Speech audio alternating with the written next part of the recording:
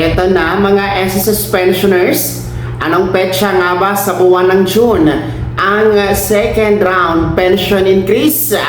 Atin yang sasagutin katanungan mula kay Sir Hilario Alastra. Ang tanong niya, Sir Dan, ask ko lang, anong date ba sa June ibibigay ang second batch increase? Well, ang tinutukoy po ni Sir Hilario ay ang second batch o second round pension increase under the Pension Reform Program. Well, makinig kayo dahil next month na nga ito. At ngayon ay nasa May 10 na po tayo. Aba, no, 20 days to go na lang, magkakaroon na ng pension increase mga SSS pensioners. So eto, atin pong sasagutin ang katanungan ni Sir Hilario at sa lahat, no? Tingnan natin ang buwan ng June 2026 mga ka-vlogs. Of course, nahati ito sa dalawa na batch pa rin dahil ang pension increase ay kasabay po sa pension crediting schedule. Well, para po sa unang batch, yung mga merong date of contingency o araw ng kapanganakan, araw ng pagkamatay, araw ng pagkasakit o pagkabalda mula 1st to 15th day of the month, ang inyo pong June 2026 pension crediting schedule ay June 1. Kung makikita niyo po sa inyong kalendaryo, yan ay natapat sa araw ng Lunes, ang June 1. Hindi yan holiday at hindi din po weekend. At kasabay nga po sa inyong pension crediting ang inyong pension increase, no, for second round mga ka-vlogs. So, kasabay yan sa inyong pension crediting on June 1, mga first batch. So, walang pagbabago sa mga batch 1 kasi uulitin ko, araw ng Lunes ang June 1 at regular day po yan. Well, tingnan naman natin ang ating mga batch 2 schedule. Yung mga merong date of contingency o araw ng kapanganakan, araw ng pagkamatay, pagkasakit o pagkabalda mula 16 to last day of the month. Well, ang inyo pong original na petsa for pension crediting is June 16. Kung titingnan nyo po sa inyong kalendaryo, yan ay natapat sa araw ng Martes. Regular day po yan. Hindi siya pula at hindi din po weekend. Kaya, walang pagbabago sa petsa. Aasahan natin ang regular pension crediting June 16 for second batch. Well, kasabay na din po dyan ang inyong pension increase. Mga second batch.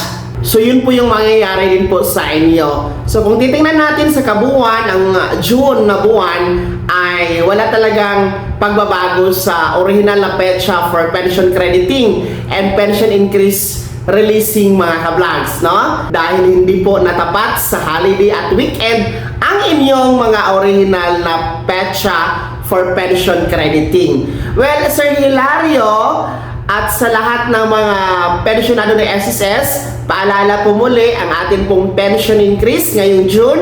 Ito po'y bahagi ng Pension Reform Program, second round dito, which is magkakaroon ng 10% pension increase para sa ating mga retiree and total disability pensioners. Samantala, ang ating mga survivor pensioners ay magkakaroon po ng 5% pension increase. So yan po ang inyong makukuhang dagdag pensyon. Para po ngayon pa lang inyo pong makita na agad kung magkano ang dagdag pensyon. Ganito lang yan mga ka-vlogs, no? Simplihan lang natin.